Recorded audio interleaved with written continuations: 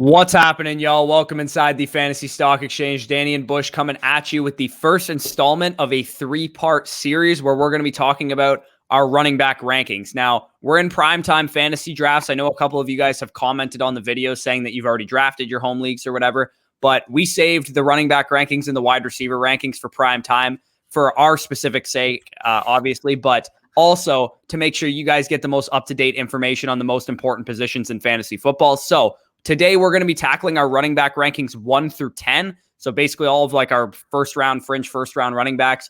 Tomorrow, we will be doing 11 to 20. And then on Saturday, we will be doing 21 to 30. So all of our running back rankings 1 to 30 will be available through these videos over the next 3 days. So if you guys enjoy this video at any point, of course, like any comments you guys can leave on the video definitely help us out in the YouTube algorithm. So comment down below your favorite running back target in the top 10 and subscribe to the channel if you are new. Danny, how you doing? Doing well. And yeah, as Corey alluded to, if you hit on your running back position, if you're able to take one of these top guys, we'll get into a couple of names at the top of drafts in a bit, or if you're able to spot that next breakout that takes the leap into that status, you have a legitimate league winner on your hands. I mean, some of these top backs in fantasy football can legitimately break leagues. And we saw that specifically with a guy we're going to mention at one who did so in 2019. Yeah, for sure. So we are going to hit the intro and then we're going to get into the RB1.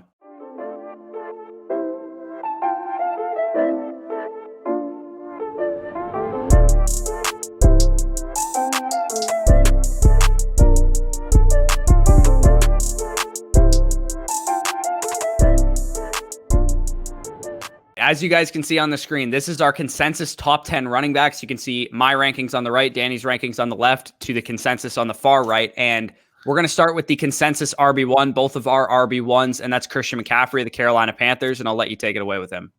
Yeah, and come on. It's contrarian to not have this guy number one. We know how good Christian McCaffrey is at football. Fading him at 101 is a death sentence for your fantasy lineups, in my opinion. If you want to contend in fantasy football and you have the 101 overall pick, passing on Christian McCaffrey is a losing bet because we have talked about all offseason that we chase legitimate league-winning upside. We want that next running back that can absolutely break fantasy football. And Christian McCaffrey has done it 3 times in the last 3 years. Talking about 2018, where he was the RB2 overall, 20.8 half PPR points per game. 2019, legitimately broke records at 25.8 points per game.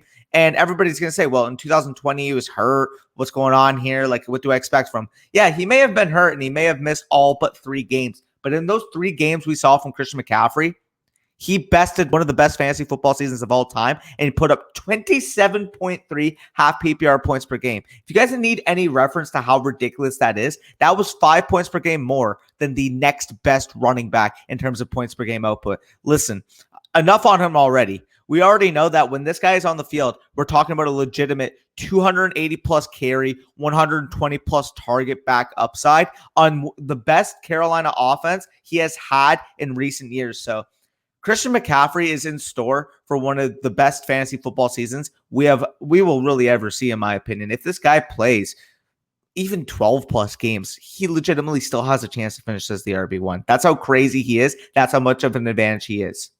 Right. And there's a reason in 2019, when you're playing DFS lineups, he was 2,500 more expensive than any other running back because this guy legitimately was averaging 8, 9, 10 targets a game and scoring 2 to 3 touchdowns a game. Like it's just unmatched production that you're getting from Christian McCaffrey. He's once in a generation type fantasy asset. The type of 1,000 and 1,000 season that he had in 2019 only ever been done by Marshall Faulk and Roger Craig in NFL history outside of Christian McCaffrey. So yeah, if you have the 101 and you're overthinking it because Christian McCaffrey had a high ankle sprain last year, don't, because a high ankle sprain is an injury that usually heals with rehab, and I'm sure Christian McCaffrey has had plenty of time to rehab the injury. He didn't have surgery on it, anything like that. So wheels up for Christian McCaffrey at 101. Don't overthink it. If you're in any kind of PPR format, it's Christian McCaffrey, and then it's everybody else. He's in a tier of his own at the top of my list, and I'm sure he's in a tier of his own at the top of your list as well.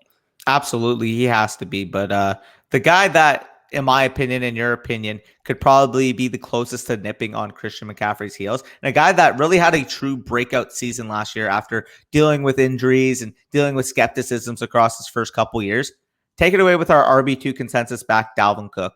Yeah, and Dalvin Cook currently going off the board as the RB2 in pretty much all formats, Underdog, multi-site, ADP. When we look at him versus Christian McCaffrey, similar to Christian McCaffrey, we know how good Dalvin Cook is when he's on the field, right? Last year, he played pretty much the most games that he's played in the last while, but even before that, we knew Dalvin Cook, anytime he was in the lineup, was going to be a 20-plus carry, 4 to 5 target running back that has any kind of upside to break big plays and to score touchdowns. Last year, he averaged 22.3 carries per game and about 4 targets per game, totaling about 25 touches per game on the season. He was number 1 in both red zone touches and in goal line carries, and he's elite at creating on his own, one of the top 5 running backs in terms of yards created. This is a great player, meets elite volume, right? We talk about bad volume all the time. We talk about good volume all the time, but we need that elite efficiency. Well, Dalvin Cook is the best of all of those factors, right? He's a great running back. He's one of the best pure runners in the NFL. He's a great receiving back. He has big play upside. He gets to work in the red zone. He's on an offense that is pretty good in terms of run blocking. They're good at moving the ball with Kirk Cousins and Justin Jefferson, Adam Thielen on the outside. They've even upgraded their offensive line this year with Christian Darrisaw in the first round, replacing Riley Reif, who's now with Cincinnati Bengals. And they also got a third-round guard in Wyatt Davis, who I was a pretty big fan of coming out. I think he can step in and perform as a rookie as well. And if those guys can perform as rookies, that'll just improve this offense's efficiency overall, because from a pass protection standpoint, the Vikings have not been good on their offensive line. They've been much better at run blocking. So if they can get better pass protection out of some of these guys, that'll just improve his scoring opportunities, the way that Kirk Cousins can move the ball in general. And all of those factors contribute to the amount that Dalvin Cook can do for fantasy. Now, the biggest concern with Dalvin Cook that most people should have is injury related, right? And the shoulder separation is the biggest injury concern that we have about him, based on Edwin Porras and Dr. Jesse Morris and some of the other fantasy doctors in the industry. You guys can see this the tweet on the screen, but Edwin Porras tweeted, if you're worried about Saquon's health in 2021, but haven't batted an eye about Dalvin Cook's injury history, then you're doing this wrong. So basically, what Edwin believes is that the same amount of injury concern that we put onto Saquon Barkley, we should be putting onto Dalvin Cook. And on our channel a couple weeks ago, in fact, he said that if you have the second overall pick and you're in one home league, you're not in a bunch of different leagues, you should not pick Dalvin Cook. You should pick Alvin Kamara instead to minimize the exposure to the shoulder separation that Dalvin Cook has a history of seeing. And you guys can see this on the screen as well. 42% of NCAA players with a shoulder dislocation and no surgery redislocated the shoulder in the NFL. 55% of the time, NFL players who did not have surgery to reconstruct the labrum damaged after a shoulder reconstruction, and 26% of NFL players who did have surgery still dislocated. So this is a thing that can rear its ugly head at any point in the season. It could stem from, trying to truck somebody and he dislocates his shoulder. Somebody could tackle him the wrong way. He could fall on it weird. It's something that could happen at any point in the season. You need to be prepared for it if you're going to take Dalvin Cook. And the nerve-wracking thing is that if it happens, once, it's probably a 2 to 3 game absence. But if it happens once and then he re-injures it, it could be the rest of the season, could require surgery. So that's the concern with Dalvin Cook. But in my opinion, he's still worth that pick at second overall. And like Danny said, we play to win leagues. Dalvin Cook is the definition of a league-winning running back. If you're that scared about it, you're that worried about the shoulder, take Alexander Mattison and burn a bench spot all year. Just hold Alexander Mattison all season so that if randomly Dalvin Cook goes down with an injury, I'm okay. I have Alexander Mattison to get me by for those 2 to 3 games that he ends up missing. And once Dalvin Cook is back in the lineup, he should be good to go. It is not a lower body concern, so it's not as concerning. It's simply just he'll miss a couple games and then he'll be back on the field. Yeah, for sure. Again, the only thing I quickly can add about Dalvin Cook, this is a guy that last year, 26.2 opportunities per game, which is the 4th highest total recorded in the last 5 years. When he is on the field, he is the legit definition of a workhorse. We talked about the fact that they added to this offensive line. This is the best offensive line he's run behind in recent years. Justin Jefferson is going to take that next leap as a player. We saw last year, 1,400-yard rookie. Having that attention on the outside with him, with Thielen, will only help lessen up the boxes, if you will, for Dalvin Cook. And we've seen he is legitimately one of the definitions of workhorse back meets elite efficiency, meets elite volume. He's that back that we look for every year, that if you're not getting the Christian McCaffrey 120, 125 targets, listen, you need that running back that's going to rush for 1,600, 1,700 yards. You need that running back that's going to have 20 plus touchdown upside, and in general can still be a non-zero in the passing game. We saw last year Dalvin Cook, 50 receptions. He is still involved in the passing game despite not maybe having that elite reception total that Christian McCaffrey and the next guy on the list have. So I fully agree. If you're at that second overall pick, I personally am still taking Dalvin Cook. Listen, even if he plays 12, 13, 14 games, that point per game output, that point per game advantage he is going to give you is going to be worth that pick. So I fully agree. Dalvin Cook's my 102. He's your 102. We can move on to our 103 and both of our 103s. And I mentioned having elite receiving upside with Christian McCaffrey. Well, the second guy on that list, and the second guy really in regards to who are the best receiving backs in the league, has to be Alvin Kamara of the New Orleans Saints. He's currently going off the board ADP-wise as the RB4, fourth overall in Underdog, as well as multi-site. So everybody kind of agrees between those two sites, between every site, that he's the fourth overall player. And listen, in each of the last 4 years since Alvin Kamara came into the league, he has gotten over 95 targets. 97 was the lowest target output he's had, and he's put up over 80 receptions in every single season he's been in the league. He represents exactly what we look for in fantasy football. If you were to go, you were to say, listen, the main important factors of fantasy football are going to be receiving upside, are going to be efficiency, and are going to be red zone usage. And Alvin Kamara checks every single box to a T and may very well be top 3 in every single one of those regards. It is just ridiculous. But let me address the concerns with Alvin Kamara, because let's be honest here. People have been all offseason talking about the departure of Drew Brees. I'll get into the Taysom Hill, Jameis Winston debacle in a second. Let's talk about the concerns, or alleviate the concerns that people might have with him on the field. People are worried that Alvin Kamara, again, may not get the overall touch baseline of a Derrick Henry, because we see it in ADP. People are taking Derrick Henry right now over Alvin Kamara. But when we actually weight the target distribution in terms of like the target to carry, how it's kind of organized, we actually see that Alvin Kamara gets better volume than Derrick Henry. We can see it on the screen. In terms of weighted opportunities last year, was number 1 in the league. In terms of red zone touches, was number 4 in the league. And you guys can see his usage in the receiving game and the goal line are the main caveats, the main allures of taking Alvin Kamara at the top of your drafts. One of the most efficient receivers in the league, slot snaps up there, route participation, target share, all ranking in the top 4 of any single running back in the league. And then when you combine that with the fact that he is by far one of the most efficient running backs in the league, yards per touch, yards per reception, yards per route run, you guys can see the highlights right there. Alvin Kamara is an exceptional player, meeting elite efficient volume, running behind arguably one of the top 3 offensive lines in the league. So the situation, the player, the efficiency all meet up here. The main concern people are going to have, I mentioned the player, but let's talk about the situation. Taysom Hill, what happened there? He was not the same player when Taysom Hill was on the field, but let's forget these Fugazi splits that people want to bring up, because people every time when they want to talk down on Alvin Kamara will say, well, look at the games when Taysom Hill played. He wasn't used on the goal line as much. He wasn't used in the receiving game as much, without recognizing the fact that Alvin Kamara was legitimately hurt, legitimately injured in those same exact splits. And you guys can see the game logs on the screen, but his snap percentage in those three of those 4 games, 51%, 48%, 49%. He clearly was not himself. He clearly wasn't on the field because they were taking precautions in preserving their star running back. Now, the one that the main split that I want to point to is, while people might say, okay, I understand he might take a slight downtick in the red zone. He may not get as ridiculous overall goal line usage we've seen in the past. I understand that if you want to make that argument, but on the flip side, talk about the argument, talk about the splits that matter when Michael Thomas is not on the field. You guys see on the screen right now, when Michael Thomas was not on the field in 2020, this was a legitimate wide receiver playing running back. He was averaging nearly 9 targets per game and over 70 receiving yards per game in that stretch, and was legitimately breaking leagues with over 30 PPR points per game. I honestly believe that if this guy's on the field, if this guy's healthy in full PPR formats, I believe he's challenging for that number 1 slot. And in half PPR formats, he's a locked and loaded top 3 running back. There are really no flaws to Alvin Kamara that I can truly alleviate his status as that 3rd overall consensus player in fantasy football.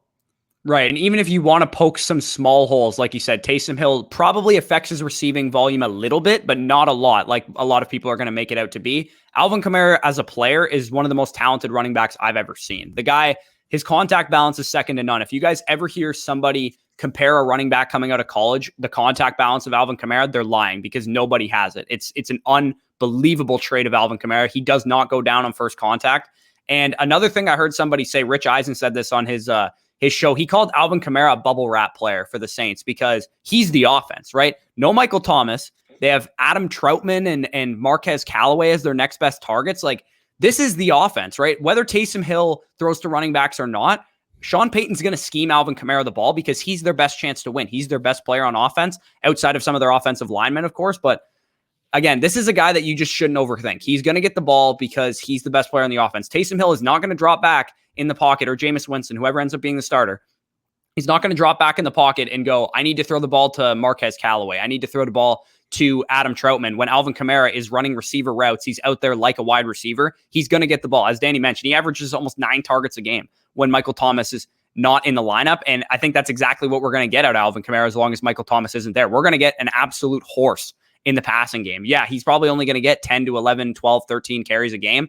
Latavius Murray will handle a little bit on the ground, but Alvin Kamara's primary value is going to come from the receiving workload. And I think if you're in a full PPR league, you can definitely make the case to take Alvin Kamara over Dalvin Cook straight up for that reason.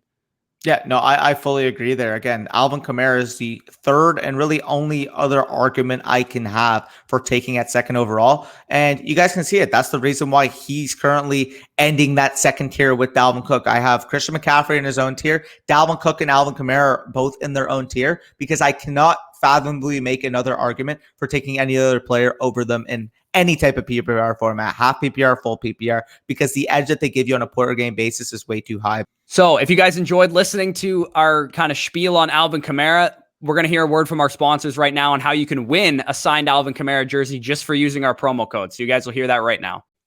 Quick intermission from the video, guys. This video is being brought to you by Pristine Auction. Now, if you don't know what Pristine Auction is, it is the premier site to bid. There's hundreds of daily auctions, and you only pay when you actually win something.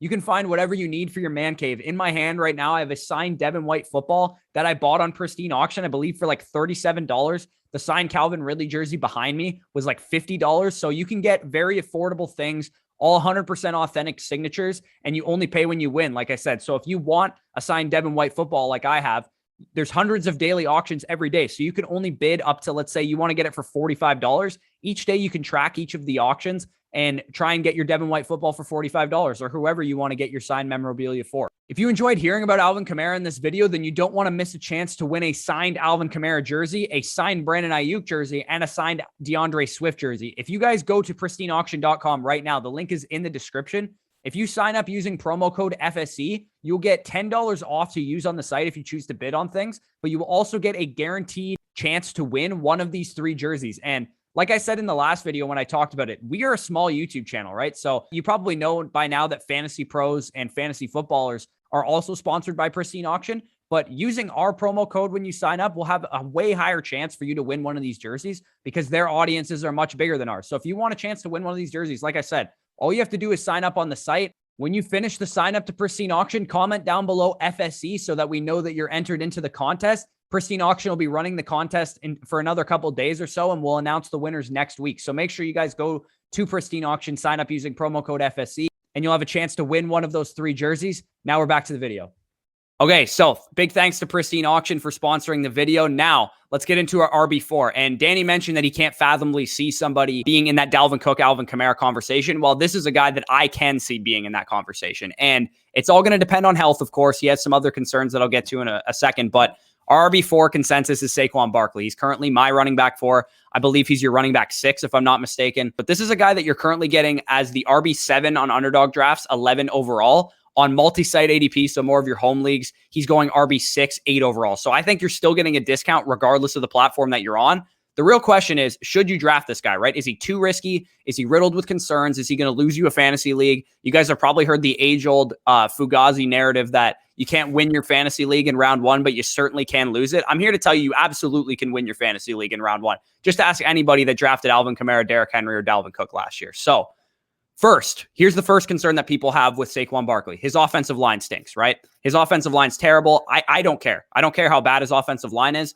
Saquon Barkley is a big play waiting to happen, and he receives so much receiving work that I am not concerned about this offensive line. I have it ranked in our draft guide. We wrote up everything you need to know about offensive line rankings, and I'll have a video coming up in the coming days regarding that article that I wrote up. But I have the Giants as the dead last offensive line in the league. And the reason I'm not concerned with Saquon Barkley is because 31 is the Panthers. So Christian McCaffrey's offensive line is about as bad as Saquon Barkley's, and it doesn't matter for Christian McCaffrey, nor does it matter for Saquon Barkley. So that's the offensive line.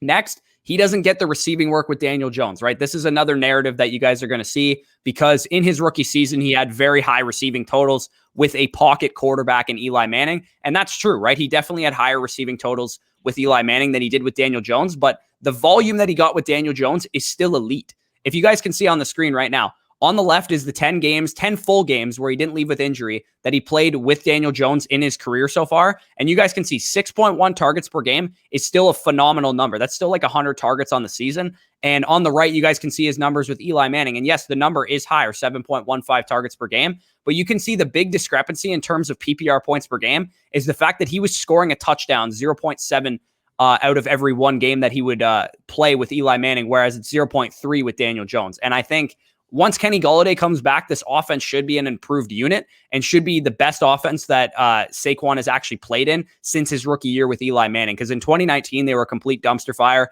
And not only that, but Saquon's presence alone on the team makes the offense a lot better too. So the biggest concern that people have is the ACL tear, right? That is the biggest concern that's going to deter people away from drafting Saquon Barkley. When the Giants kick off in 2021, it will have been 10 months and 13 days since Saquon Barkley's ACL surgery, about 11 months from his actual injury when he sustained the injury. So the average timeline, as we know from doctors around the industry, is 9 to 12 months. And I'm pulling these excerpts from Edwin Porras' article, an entire breakdown on Saquon Barkley. And basically, he outlines what happened, right? He sustained season-ending ACL tear that included a mild MCL sprain and a partial tear of the meniscus, right? So it had some complications, but it wasn't as bad as Joe Burrow's, for example. Usually when the MCL is damaged, the meniscus is as well. This is very common after a pre-operative physical therapy. Saquon went on to have the reconstruction on October 30th, I think it was about a month after he sustained the injury, and the MCL did not require interventions and the meniscus damage was minimal. So it was basically a run-of-the-mill ACL tear. The other parts of his knee were going to heal naturally, basically. The real thing that Edwin points to as a reason to not fade Saquon Barkley is because we only have two real examples of elite running backs coming off of ACL tears, right? Because we have the Tariq Cohens, for example, this year that are coming off of ACL tears, but Tariq Cohen and Saquon Barkley were not made in the same lab, right? Saquon Barkley is a physical specimen. He's a physical freak. And the only other guys that we can reasonably compare him to are Adrian Peterson in 2012 and Jamal Charles. And overall, and this is basically the summation of Edwin's entire article, he says Barkley is an elite talent who had a less complicated tear and has more than enough time to rehab.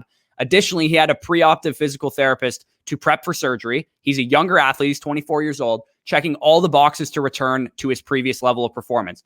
He says he doesn't come without risk. Of course, he has a chance to suffer a soft tissue injury or another knee complication. There's only been 2 cases in which players have had terrible catastrophic injuries coming off of an ACL tear, and he doesn't think that's likely for Saquon, given the fact that Saquon is a top 1%, top 0.5% athlete in the NFL with second overall draft capital, a front office that needs to win to save their jobs, coaching staff that needs to win to save their jobs. He doesn't think it's going to be a concern. So I'm going to trust the doctor here and say that I'm willing to take Saquon Barkley in the mid-first round of my fantasy drafts, and I will take him as high as 4th overall. Now, if you have more concerns, maybe you're a little bit more concerned about the ACL, you want to go a little bit more risk averse, that's fine too. But I'm telling you right now, this reminds me a lot of Dalvin Cook from last year, right? We all passed on Dalvin because of the injury concerns and some of the other things that he had going on, like the contract dispute.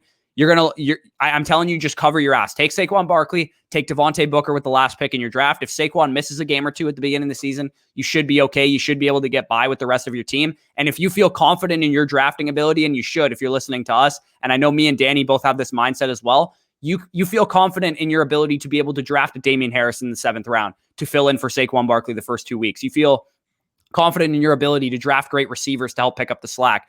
So if you do go 0-2 at the beginning of your season or 1-1 or something, once Saquon is back to full health, you should be ready to go. So if you're scared of Saquon Barkley, I understand, but I personally am not, and I'm going to put my money where my mouth is. And if he's there, when I pick at 9th overall in my home league, I will be picking him in 0.2 seconds. Yeah, no, and I fully agree. I mean, the risk reward there is absolutely there. When he's on the field, he's one of the elite game changers in fantasy football. And he's currently my 10th overall player, but that's because he's my RB6, and I do love the wide receiver talent. I'm more susceptible, more prone to taking a wide receiver in the mid-first. I know you kind of would rather have them in the back first. So it's more so like a philosophical difference between us. But aside from that, I fully agree. I mean, Saquon Barkley, when he is on the field, is legitimate difference making running back. And he's fully in this third tier for me. I currently have the third tier as being my RBs 4 to 7, as you guys would have seen in the consensus rankings. Yeah, like when he's on the field, he's an absolute game changer. There are some questions on the field that kind of put him slightly below Zeke and Henry for me, but like you can't hate it too much. Just an elite talent, elite breakaway ability, and elite receiving volume. So I fully agree. Saquon Barkley, anywhere in the top 10, I'm fine with you having him ranked.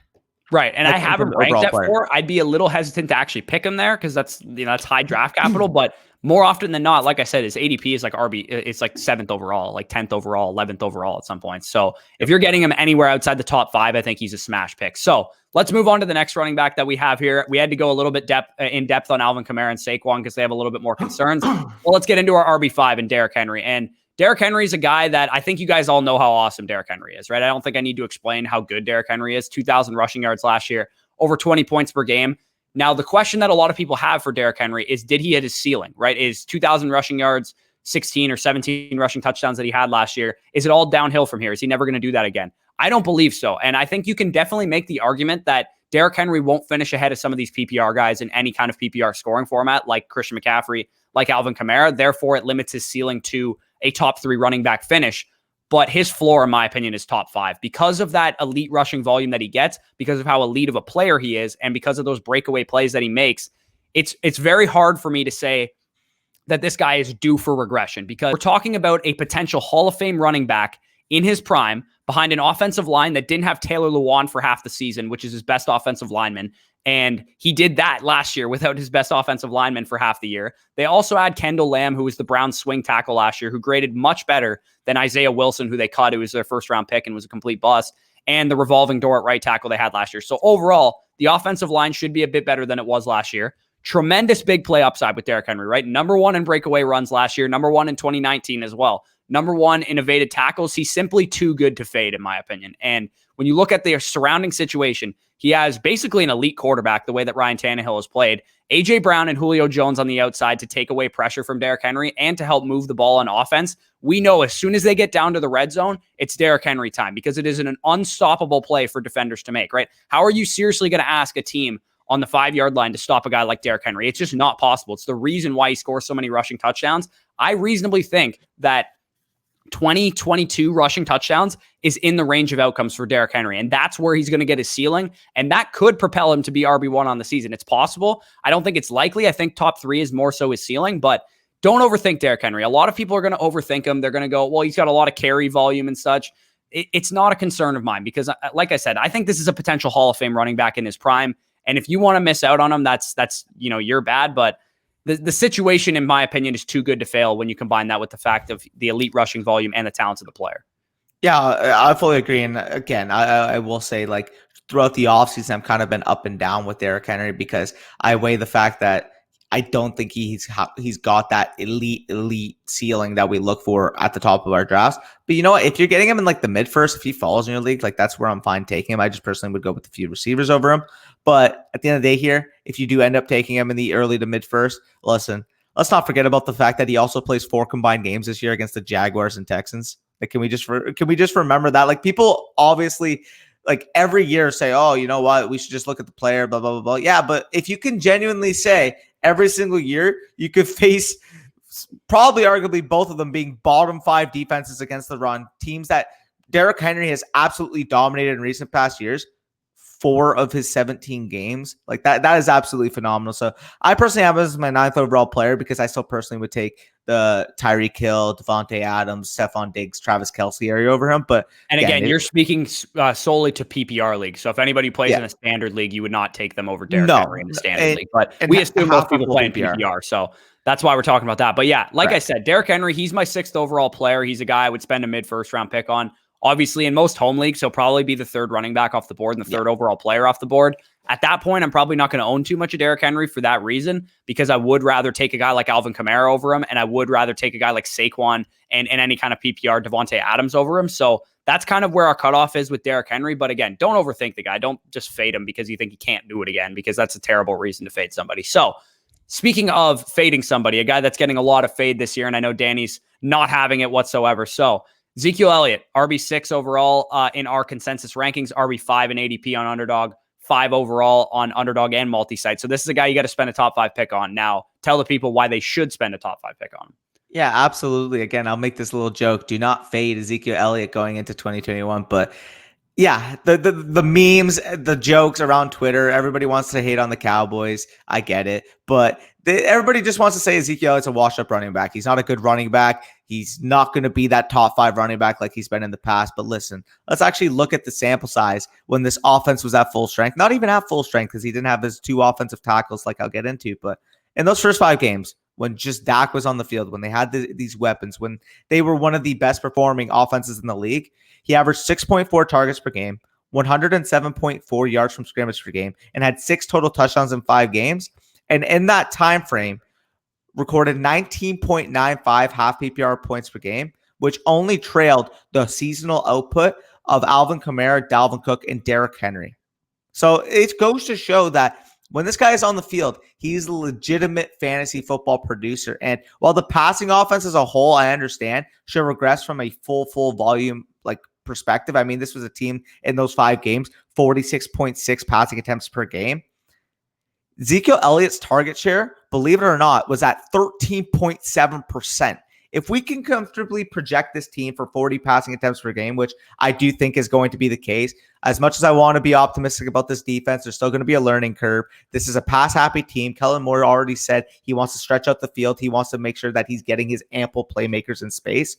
If we can comfortably project 40 passing attempts per game, this is a 90 target pace for Ezekiell Elliott across a 16-game sample. Now, let's look into what was clicking for him in those first 5 games of the year. Adam Pfeiffer actually wrote an article on this, but in those first 5 games, he was the RB2. He had 14 inside the 5 carries, and he had the highest route participation in the NFL on one of the fastest offenses in the NFL. 69.6 plays per game, 24.8 seconds per snap.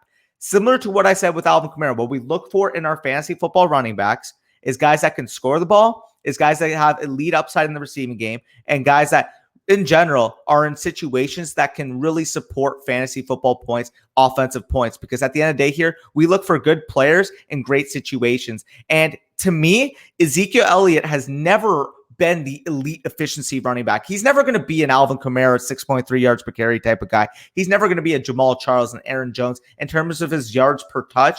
But the thing that makes Zeke click is that he gets such volume and such good volume to the point that it doesn't matter if he's one of the most efficient running backs in the league. And that's the common misconception, is that we automatically just need volume. We need good volume, but Ezekiell Elliott has all the factors intact here. So overall, I mean, when I'm looking at Ezekiell Elliott, the way I kind of view him is he is Joe Mixon. If Joe Mixon had the situation, had the target upside, and had the touchdown upside that people want to attribute him to. People think Joe Mixon, Ezekiell Elliott. Ezekiell Elliott is Joe Mixon basically on steroids, in my opinion, in terms of what we're getting from a fantasy football perspective.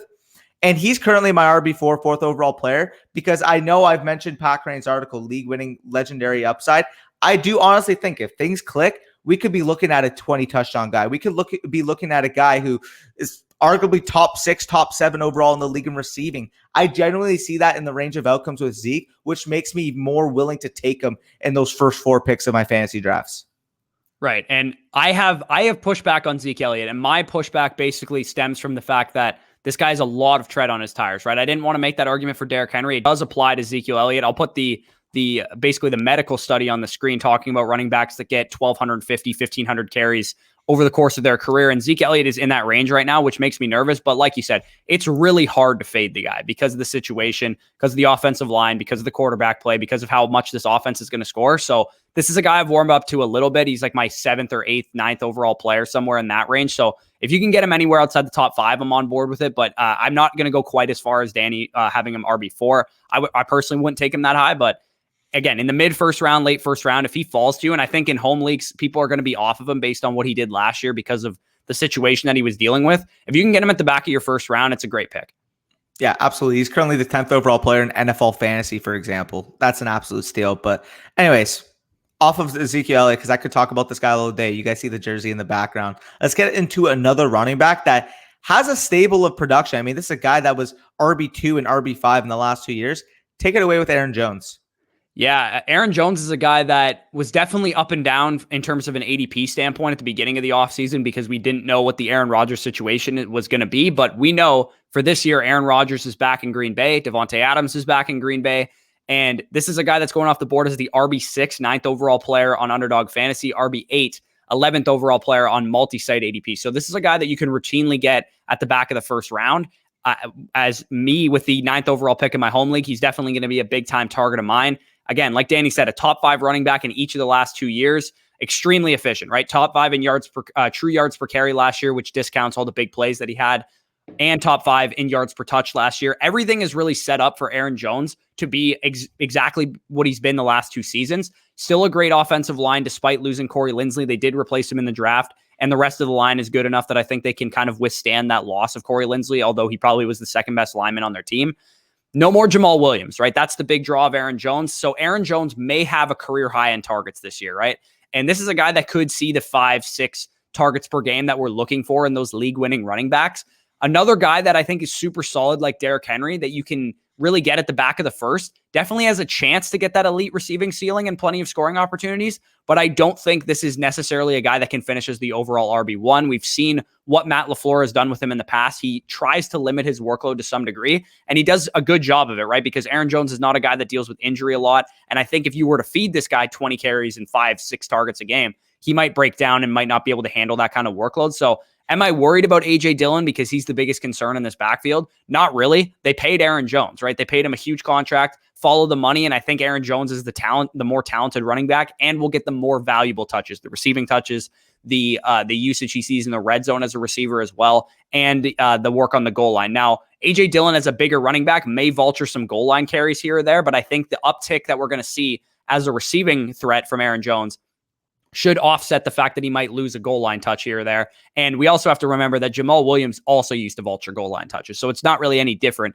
than what we've seen from Aaron Jones in the past. Overall, I think this is one of the safer picks you can make in the first round. Now, we already talked about we don't want to pick safety in the first round, but I also think he has good upside as well.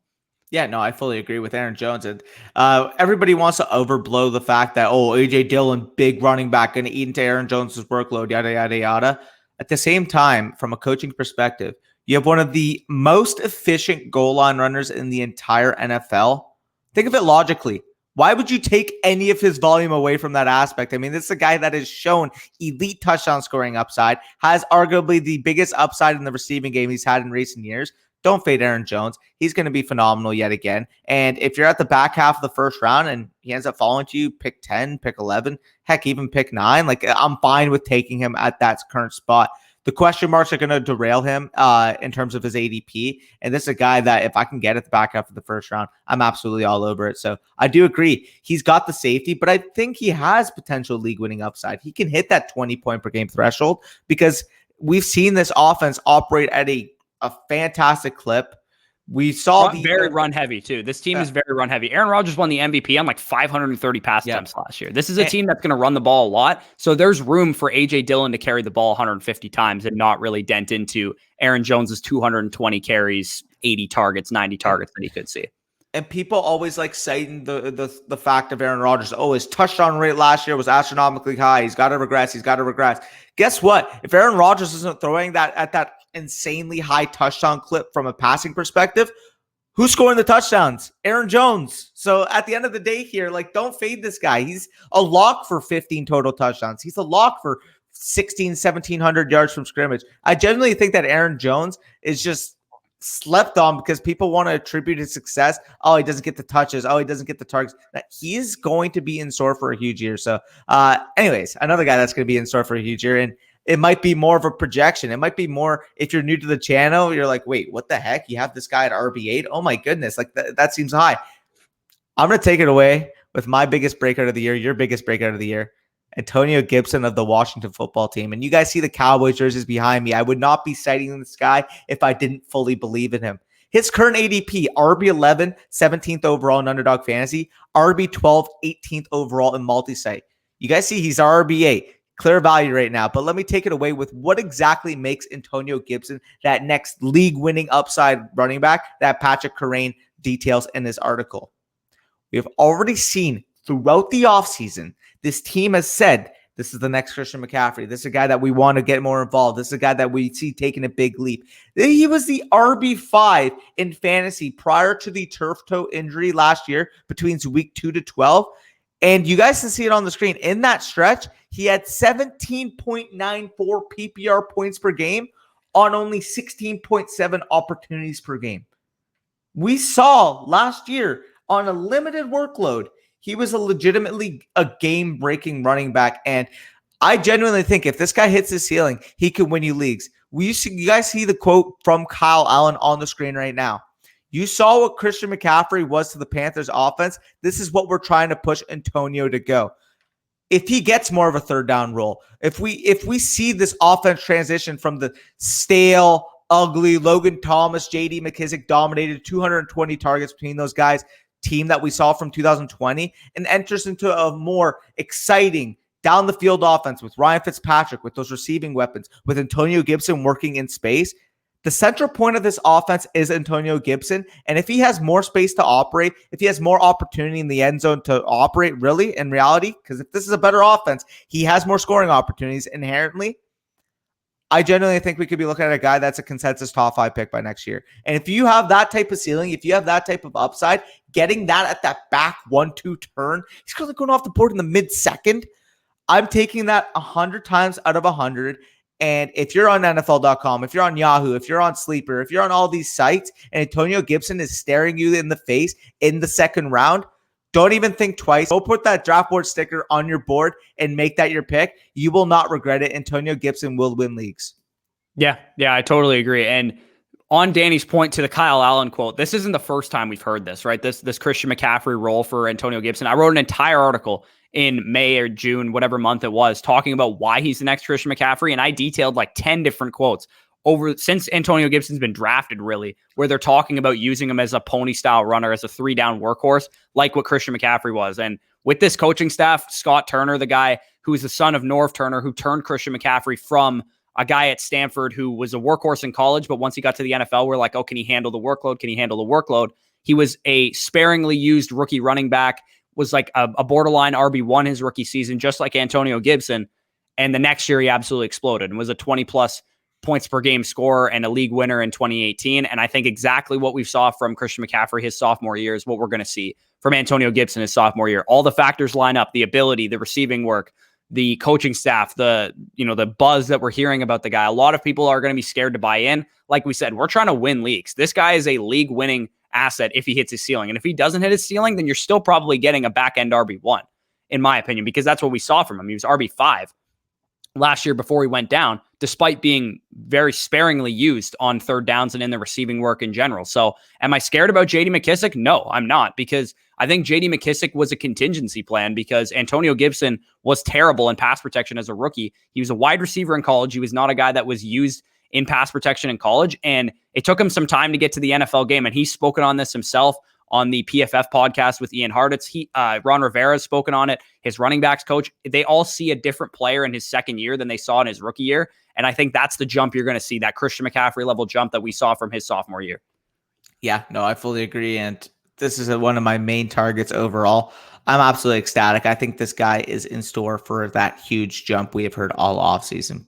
So let's get into our RB9 and we'll try and wrap these last ones up quick. We have Najee Harris of the Pittsburgh Steelers currently going off the board, RB13, 20th overall in Underdog Fantasy, RB11, 17th overall on multi-site. Now, the argument for Najee Harris is pretty clear, right? The guy's an absolute workhorse. If you guys haven't been watching the preseason games so far, he's getting fed the ball in the run, the pass game. The first round draft capital that he was picked to be is very evident. The Mike Tomlin Steelers, you guys can see the starting running back opportunities per game since 2013. Pretty much everybody that's been the starting running back for this team, whether it was Le'Veon Bell, whether it was D'Angelo Williams, or whether it was James Conner, was getting RB1 type of starting running back opportunity share. And that's exactly what you can expect from Najee Harris. And I think that number is going to be close to what we saw from Le'Veon Bell in his rookie year, the 23.84 opportunities per game.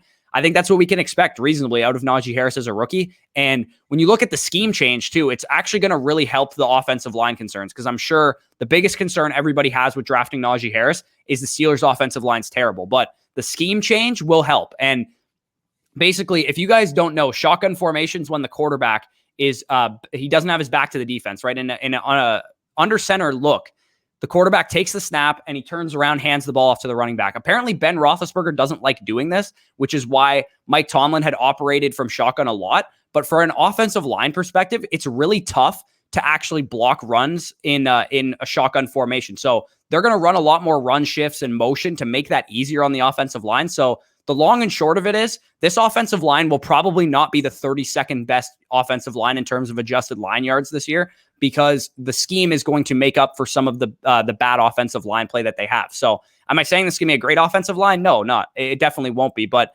the running back's talent of Najee Harris will improve this running game, as well as the new scheme. So that is a concern that's a little bit less sullied for me.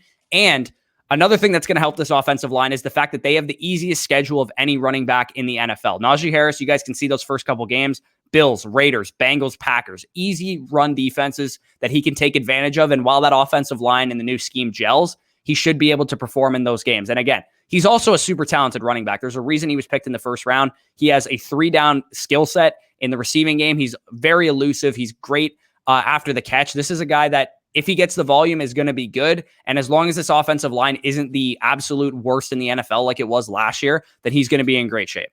Yeah, no, I absolutely agree.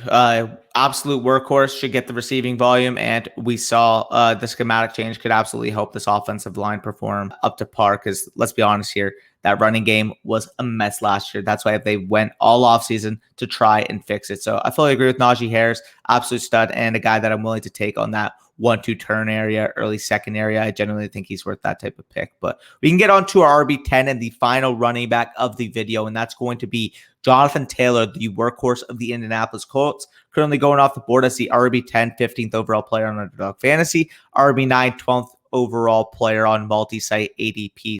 He's basically Nick Chubb if Nick Chubb had legitimate 40 reception upside.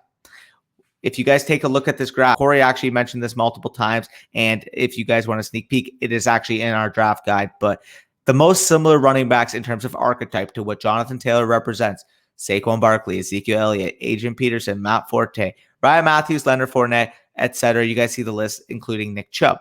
What do most of those guys, the majority, 85% of them, have in common? They have all been elite workhorse style running backs, and that is what you were getting with Jonathan Taylor. Look, people are going to have concerns about Marlon Mack, and I understand that, but Marlon Mack is coming off an Achilles tear, the death sentence of a running back injury. I'm not concerned with him eating into Jonathan Taylor's workload, and we saw last year down the stretch, Frank Reich was using Jonathan Taylor as his bell cow, as his main RB1, and we saw from 2014 to 2017, Frank Reich had only given a running back 20 carries in 4 total games. Taylor eclipsed that total 5 times as a rookie, and 4 of them came in those final 7 games. So we saw that Reich has shown a high commitment to running the ball, and Jonathan Taylor is that main stable in the backfield. And every single report this offseason has shown that Jonathan Taylor has been excelling. Coach Frank Reich went out and said specifically, and I quote, "Taylor has earned the right to be the main guy in the Colts backfield." And by all accounts, Frank Reich has said Jonathan Taylor has looked like the best offensive player on the Colts throughout the training camp season. And we've talked about in the strength of schedule. You guys can look at that video as well. But the Colts have a genuinely easy schedule, which, as I mentioned with Derrick Henry, guess what? Jonathan Taylor gets to play the Jaguars, the Texans, and the Titans 6 of his games this year. People wanted to talk about his soft schedule down the stretch last year. Do we really expect that to change a lot? I mean, at the end of the day here, in those 6 games, we could be talking about a guy from a half PPR standpoint who put up 24, 25 half PPR points per game in that stretch. 130 yards from scrimmage, a touchdown per game across those 6. And at that point, realistically, you just need a low-end RB1, high-end RB2 for the rest of the season for him to match his overall price of acquisition. So absolutely love Jonathan Taylor, one of the most explosive, talented running backs in the league, and I'm sure you do as well. Yeah, and some of the concerns that people might be thinking of, are we worried about Nyheim Hines? Sure, like he's going to take away receptions from Jonathan Taylor, but that's not why we like Jonathan Taylor. Again, we like Jonathan Taylor for that 20 carry per game upside. We don't necessarily like him as a full workhorse receiving back. He'll get some work in the receiving game, but it's not like his bread and butter or anything like that. So I'm not worried about Nyheim Hines. 2, are we worried about the injuries to Quentin Nelson and Carson Wentz? I'm not really that worried because the offensive line is still a top 10 unit in the NFL without Quentin Nelson. So, and that's pretty hard to say when you lose your best offensive lineman that your offensive line's that good. But Ryan Kelly, Braden Smith, some of these guys that are coming in are all still great offensive linemen. Jonathan Taylor himself is also going to be able to create on his own. And that like makes him a little bit less dependent on his offensive line. And if Carson Wentz is out, I imagine they're going to commit to the run even more and potentially feed him even more carries. And it also sounds like Quentin Nelson is going to be back sooner rather than later. It sounds like the surgeries went well. So overall, he has some underlying concerns, but the fact that this is like legitimately one of the best college football running backs to ever play.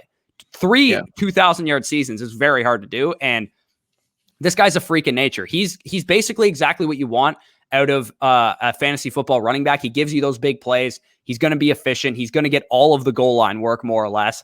And the only thing he falls short in, he's not going to catch 85 passes like Alvin Kamara will catch. But again, he doesn't need that when he's giving you those breakaway plays and those goal line touches. So Jonathan Taylor is going to be a guy that people overthink. If you can get this guy in your second round of your draft, you're absolutely laughing all the way to the bank, in my opinion.